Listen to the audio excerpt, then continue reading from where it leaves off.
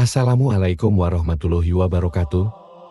Pada kesempatan kali ini, kita akan menjelajahi salah satu kisah terpenting dalam sejarah umat manusia, yaitu kisah Nabi Adam alaihi salam. Cerita ini penuh dengan pelajaran berharga yang dapat kita ambil hikmahnya dalam kehidupan sehari-hari. Bumi yang kita pijat saat ini, usianya sudah miliaran tahun sebelum akhirnya dihuni oleh manusia pertama, yakni Nabi Adam alaihi salam. Bumi menurut ahli tafsir sudah ditinggali oleh beberapa makhluk. Mengenai penciptaan Adam, mayoritas ulama Islam percaya bahwa Adam dan Hawa telah diciptakan di surga yang kemudian dipaksa ke bumi setelah mereka memakan buah yang terlarang. Penciptaan Nabi Adam adalah kisah penciptaan manusia yang pertama. Ketika Allah berfirman kepada malaikat, "Sesungguhnya aku hendak menjadikan seorang khalifah di bumi." Mereka bertanya tentang hikmat ketetapan Tuhan itu dengan berkata, "Adakah engkau ya Tuhan kami hendak menjadikan di bumi itu orang yang akan membuat bencana dan menumpahkan darah? Padahal kami sentiasa bertasbih dengan memujimu dan mensucikanmu." Tuhan berfirman, "Sesungguhnya aku mengetahui akan apa yang kamu tidak mengetahuinya." Surat Al-Baqarah ayat 30. Allah menjelaskan adanya kelompok manusia yang ingkar atau kafir kepadanya, maka pada ayat ini, Allah menjelaskan asal-muasal manusia sehingga menjadi kafir, yaitu kejadian pada masa Nabi Adam. Dan ingatlah, wahai Rasul, satu kisah ketika Tuhanmu berfirman kepada para malaikat, "Aku hendak menjadikan khalifah," yakni manusia yang akan menjadi pemimpin dan penguasa di bumi. Khalifah itu akan terus berganti dari satu generasi ke generasi sampai hari kiamat nanti dalam rangka melestarikan bumi ini dan melaksanakan titah Allah yang berupa amanat atau tugas-tugas keagamaan. Para malaikat dengan serentak mengajukan pertanyaan kepada Allah untuk mengetahui lebih jauh tentang maksud Allah. Mereka berkata, "Apakah engkau hendak menjadikan orang yang memiliki kehendak atau ikhtiar dalam melakukan satu pekerjaan sehingga berpotensi merusak dan menumpahkan darah di sana dengan saling membunuh, sedangkan kami bertasbih memujimu dan menyucikan namamu?" Malaikat menganggap bahwa diri merekalah yang patut untuk menjadi khalifah karena mereka adalah hamba Allah yang sangat patut selalu bertasbih, memuji Allah, dan menyucikannya dari sifat-sifat yang tidak layak baginya.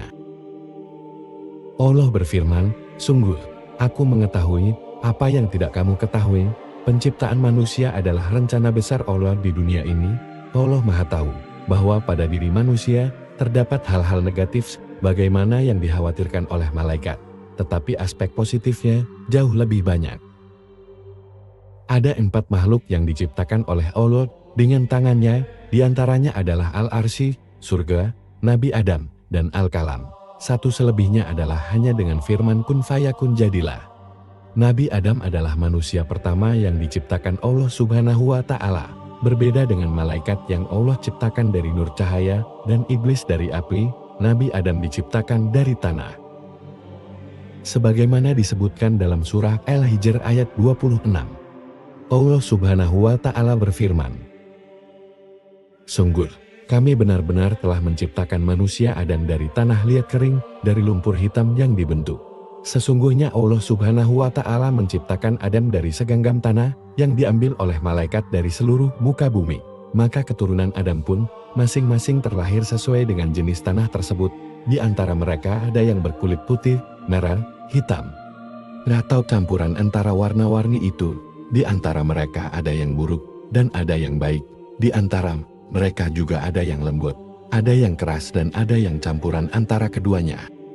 Hadis tersebut turut diriwayatkan oleh Abu Dawud, At-Tirmizi, Ibnu Hibban dalam kitab Sahihnya. Adapun At-Tirmizi mengatakan hadis tersebut termasuk kategori hadis hasan sahih.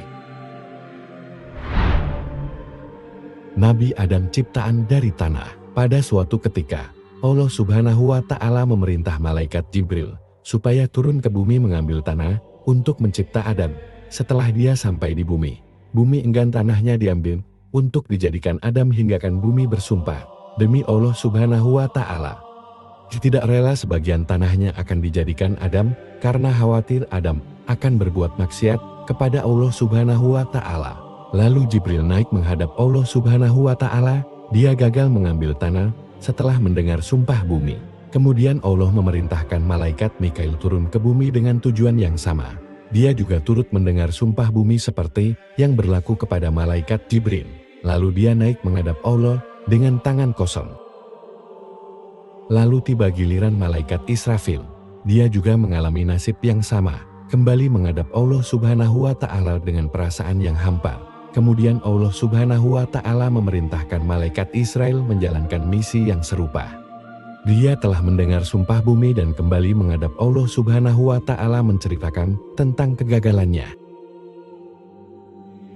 Maka Allah memerintahkan malaikat Israel untuk melakukan tugas tersebut dan mendesak bumi agar tidak menolak walaupun bumi bersumpah, karena tugas tersebut dijalankan atas perintah dan nama Tuhan.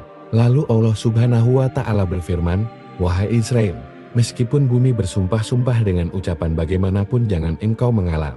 Katakan bahwa apa yang engkau buat atas perintah dan namaku." Kemudian malaikat Israel turun sekali lagi ke bumi dan berseru kepada bumi, "Wahai bumi, ketahuilah bahwa kedatanganku adalah atas perintah Allah Subhanahu wa Ta'ala dan atas namanya. Jika engkau membantah pekerjaanku ini, berarti engkau membantah perintah Allah, dan sudah tentu engkau tidak ingin menjadi makhluk yang durhaka kepada Allah Subhanahu wa Ta'ala."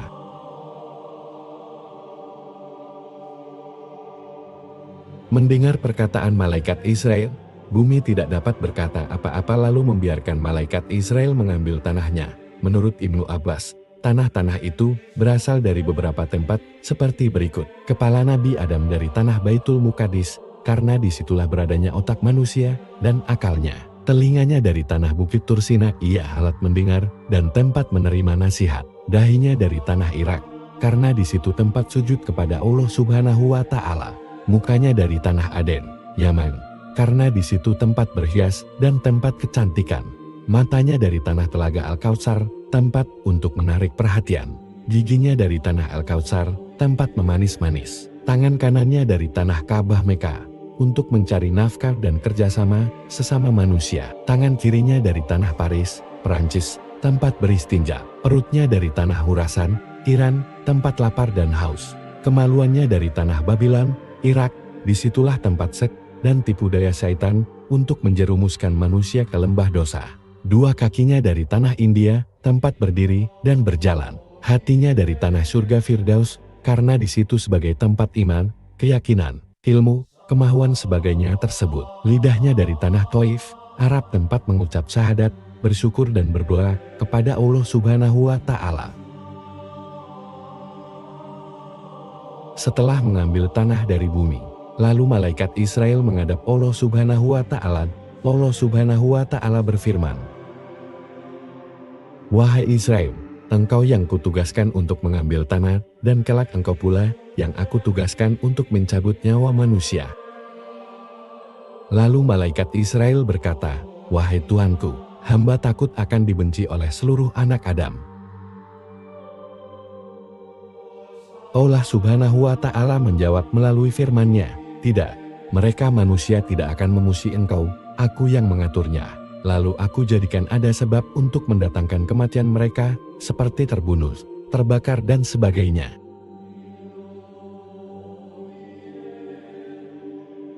Tubuh Adam mempunyai 9 rongga atau liang, 7 liang di kepala dan 2 di bawah badan, yaitu 2 mata, 2 telinga, 2 hidung, 1 mulut, 1 dubur dan 1 uretra. 5 panca indera dilengkapi dengan anggota tertentu seperti mata untuk penglihatan, telinga untuk pendengaran, hidung untuk pengesanan bau, lidah untuk perasa seperti asam, asin, manis dan pahit, dan kulit untuk sentuhan bagi panas, dingin, tekanan, viskositas, dan sakit. Ketika Allah menjadikan tubuh Adam, tanah dicampurkan dengan air tawar, asin, dan anyir beserta api dan angin. Kemudian Allah resapkan nur ke dalam tubuh Adam dengan berbagai sifat. Lalu tubuh Adam digenggam dengan genggaman Jabarut dan diletakkan di dalam alam malakut. Tanah itu dicampurkan lagi dengan istilah wewangian dan ramuan dari nur sifat Allah dan dirasmi dengan Bahrul Uluhiyah. Kemudian, tubuh tersebut dibenamkan dalam kudral isah, yaitu sifat jalan dan jamal, lalu disempurnakan tubuh tersebut. Waktu kejadian, manusia belum disebut. Berapa lama masanya, melalui cara apa, seperti dalam Al-Quran surat Al-Insaan manusia. Hal ata ala al-insani hinun mina al-dari lam yakun syai'an mazkuran. Bukankah telah datang atas manusia satu waktu dari masa, sedang dia ketika itu belum merupakan sesuatu yang dapat disebut? Quran Surat Al-Insan 76 ayat 1. Menurut keterangan ulama, tubuh Adam diselubungi dalam tempo 120 tahun, 40 tahun di tanah yang kering, 40 tahun di tanah yang basah, dan 40 tahun di tanah yang hitam dan berbau. Dari situ, Allah ubah tubuh Adam dengan rupa kemuliaan, dan tertutuplah dari rupa hakikatnya, karena proses kejadian itu melalui peringkat yang kotor. Tidak heran malaikat dan iblis memandang rendah akan kejadian manusia yang diciptakan dari tanah.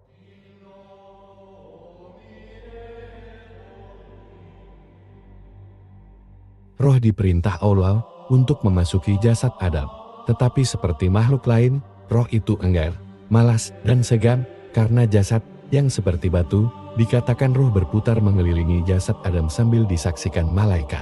Kemudian, Allah memerintahkan malaikat Israel untuk memaksa roh memasuki ke dalam tubuh Adam tersebut.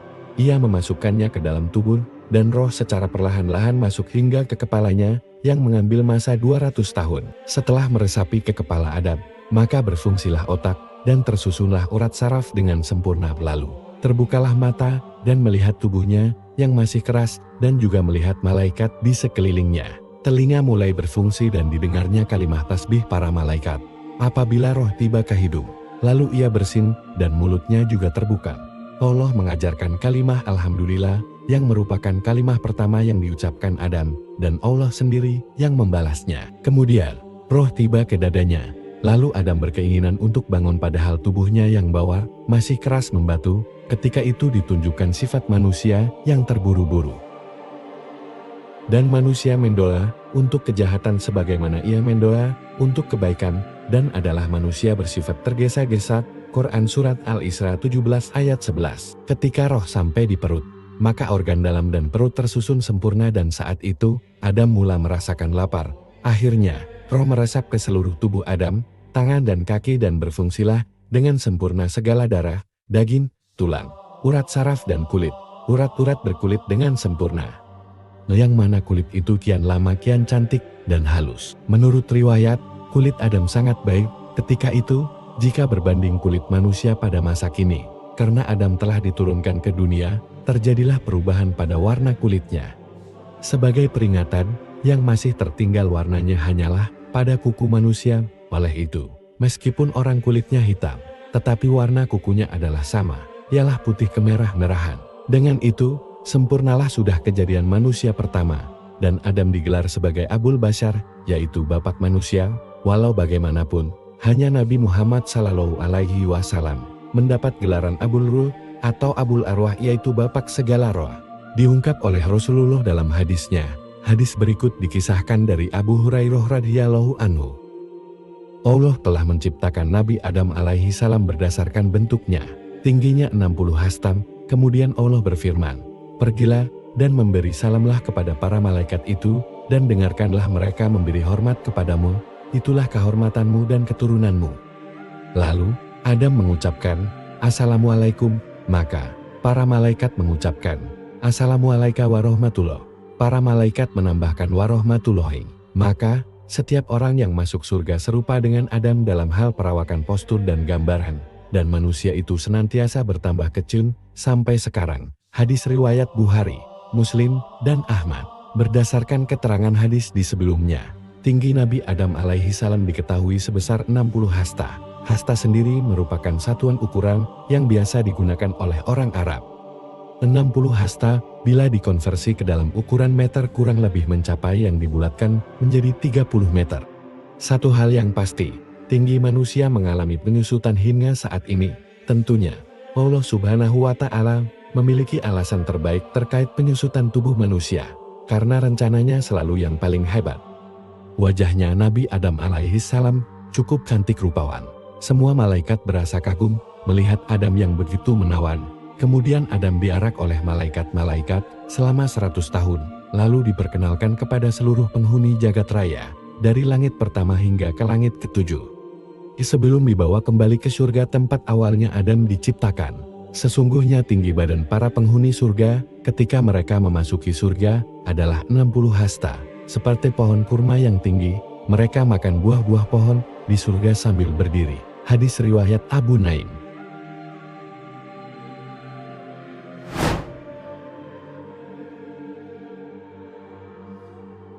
Setelah Nabi Adam diciptakan, Allah memerintahkan semua makhluk yang ada di surga, termasuk para malaikat, untuk bersujud kepada Nabi Adam. Perintah ini dimaksudkan untuk menunjukkan keistimewaan Nabi Adam sebagai makhluk ciptaan Allah yang paling sempurna dan sebagai pemimpin di muka bumi.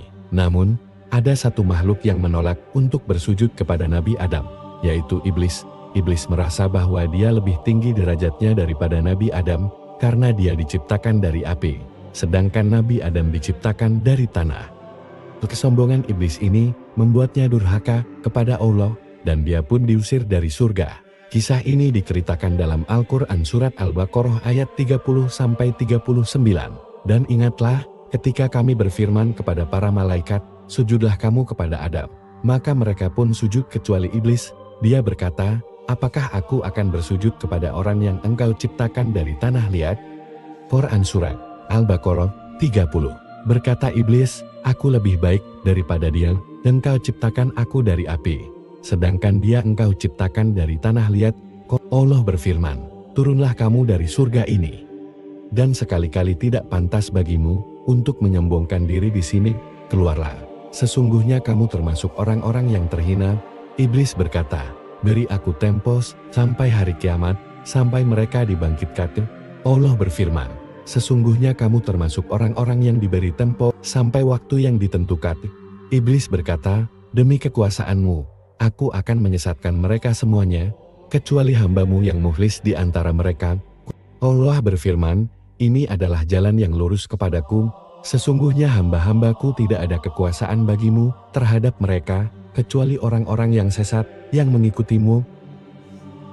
Iblis memang diciptakan dari api, itu sebabnya ia tidak mau bersujud pada Nabi Adam.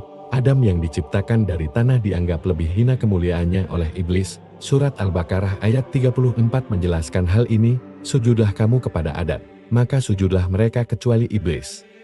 Ia enggan dan takabur dan ia termasuk golongan orang-orang yang kafir. Kelancangan iblis membangkang membuat Allah sangat murka. Iblis telah durhaka, dan hukumannya adalah keluar dari surga. Iblis yang sombong bukannya bertobat dengan hukuman yang diberikan, ia malah mengeluarkan sumpah akan menggoda Nabi Adam dan keturunannya agar sesat. Iblis ingin manusia menemani dirinya di neraka. Kisah ini merupakan pelajaran penting bagi kita semua untuk selalu bersyukur atas apa yang telah Allah berikan kepada kita dan untuk selalu rendah hati. Kita juga harus berhati-hati terhadap kesombongan, karena kesombongan dapat membuat kita durhaka kepada Allah. Nabi Adam dianugerahi usia yang panjang oleh Allah. Banyak riwayat yang menceritakan bahwa Nabi Adam diberi usia hingga 1000 tahun. Namun, dalam hadis yang diriwayatkan Abu Hurairah diceritakan, kalau Nabi Adam pernah memberikan umurnya sejumlah 40 tahun untuk Nabi Daud. Pada saat itu, Nabi Adam kagum dengan cahaya yang berkilau di antara matanya. Kemudian ia bertanya pada Allah tentang manusia itu. Allah menjawab bahwa manusia itu salah satu keturunan Adam, umat akhir zaman. Adam bertanya mengenai umur Daud, dan Allah menjawab bahwa dia memberikan 60 tahun padanya. Nabi Adam lalu meminta Allah untuk menambahkan 40 tahun umur Daud yang dikurangi dari umurnya.